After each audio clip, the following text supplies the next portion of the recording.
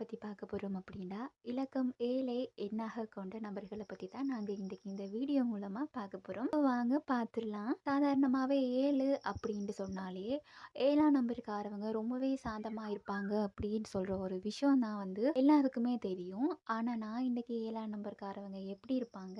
அவங்க கேரக்டர் எப்படி இருக்கும்? அவங்க லைஃப் ஸ்டைல் அவங்க எப்படி கொண்டு போவாங்க? அப்படின்ட்டு குட்டியா ஒரு ஸ்டோரி தான் உங்களுக்கு வந்து சொல்லப் போறேன். 7 அப்படின்னு எடுத்துக்கிட்டாலே, அவங்க ரொம்பவே மன வலுவுல இருக்கக்கூடிய ஒரு ஆட்கள் அப்படின்னு தான் வந்து எடுத்துக்காட்டா வந்து சொல்லப்படுது. அது மட்டுமே இல்லாம, அவங்களோட வாழ்க்கையில வந்து அவங்க நிறைய கஷ்டங்கள வந்து எதிர்நோக்கி இருந்தாலுமே வந்து, அவங்க ஒரு விஷயம் எடுத்தாங்கன்னா, அந்த விஷயத்த வந்து அவங்க சரியா செய்து முடிப்பாங்க அப்படின்னு நம்ம சொல்லிக்கொள்ளலாம். அது மட்டுமே இல்லாம அவங்களோட லைஃப் ஸ்டைல் எப்படி இருக்கும்னா, அடுத்தவங்களோட துணைய தேடி அவங்க வந்து வாழ்க்கையில எப்பயுமே போமாட்டாங்க அப்படின்னு தான் சொல்லணும். ஏன்னா, அவங்க வந்து தனிப்பட்ட ரீதியான சுயமா தான் அவங்க சிந்திச்சு, சுயமா தான் எல்லா விஷயத்திலயுமே இந்த 7ஆம் நம்பர்காரவங்க வந்து செயற்படுவாங்க அப்படின்னு தான் சொல்லிக்கொள்ளணும். இது மட்டுமே இல்லாம வந்து அவங்களோட வந்து வேக்கன்சி எல்லாம் எப்படி இருக்கும் அப்படின்னு பார்த்தீங்கன்னா, யாராலயுமே தேடி போய் செய்யக்கூடியாத ஒரு வேலைய வந்து இவங்க வந்து தனியாவே அவங்களாவே முற்பட்டு அவங்களுக்குரிய வேலைகள் அனைத்தையுமே செய்து முடிக்கக்கூடிய ஒரு நல்ல ஒரு திறமையானவங்கன்னு தான் சொல்லிக்கொள்ளணும். இன்னொரு விஷயம் அப்படின்னு நம்ம பார்த்தோம்னா, மற்றவர்கள் செல்லும் வழியை தவிர்த்து செல்லாது தனக்குன்னு ஒரு வழிப்பாதையை அமைத்து கொள்றதுல வந்து இவங்க ரொம்பவே கெட்டிக்காரவங்களா இருக்காங்க அப்படின்னு தான் சொல்லணும். தெய்வீகத்துல இவங்க எப்படி இருக்காங்க அப்படின்னு பார்த்தீங்கன்னா, பக்தியும் ஆன்மீகமும் நாட்டமும் அதிகமாவே இவங்களுக்கு இருக்குமா. எங்க கோயில கண்டாலும் இவங்க வந்து ஒரு நிமிஷம் நின்று அந்த கோயில்ல போயிட்டு அந்த இறைவனை வந்து இவங்க வணங்காட்டி இவங்களுக்கு வந்து அந்த இடத்துக்கே போக முடியாத அளவுக்கு இவங்களோட மனசு வந்து விடாதுன்னு தான் சொல்லணும். ஏன்னா இந்த 7ஆம் நம்பர்காரங்க வந்து இறை ஞானத்துல வந்து ரொம்பவே ஒரு சித்தி பெற்றவங்களா இருக்காங்க அப்படின்னு தான் சொல்லணும். இந்த சாஸ்திரம் சம்பிரதாயம் மீதெல்லாம் அதிகமா இவங்க நம்பிக்கை கொண்டிருக்கிறதுனால யார் எதை பத்தி அவங்கள பத்தி சொன்னாலும் வந்து இவங்க உடனேயே நம்பிடுவாங்களாம். ஏன்னா இவங்க வந்து ரொம்பவே வந்து ஒரு சாஃப்டான ஒரு மனநிலையை உடையவர்கள் தானா இந்த 7ஆம் நம்பர்காரவங்க. அதனால உன் ராசியில இப்படி இருக்குது, இல்லை உன் ஃபேமிலியில எப்படி இருக்குது அப்படின்னு எது சொன்னாலுமே வந்து இந்த 7ஆம் நம்பர்காரவங்க என்ன செய்வாங்களாம், உடனேயே நம்பிடுவாங்களாம். இந்த 7ஆம் நம்பர்காரவங்களோட வந்து கேது அப்படின்ற ஒரு குரு பயிற்சி வந்து தான் இந்த 7ஆம் நம்பர்காரவங்களுக்கு அதிகமாக வந்து துணை நிற்கிறது அப்படின்ட்டே வந்து சொல்லலாம்.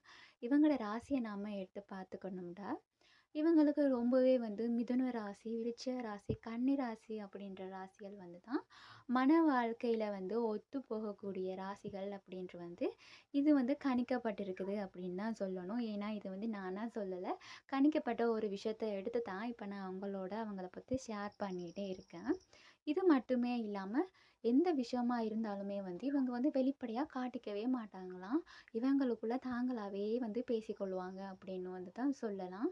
ஏன்னா எந்த விஷயத்த சொன்னாலும் இன்னொருத்தங்க கிட்ட வந்து ஷேர் பண்ணிடுவாங்களோ அப்படின்ற பயம் வந்து இவங்களுக்குள்ளேயே இருக்கு அப்படின்னு தான் சொல்லணும். அதனால இவங்க எந்த விஷயமா இருந்தாலுமே இன்னொருத்தங்களோட போய் ஷேர் பண்ணுறதுக்கு கொஞ்சமாக யோசிப்பாங்க அப்படின்னு தான் சொல்லணும்.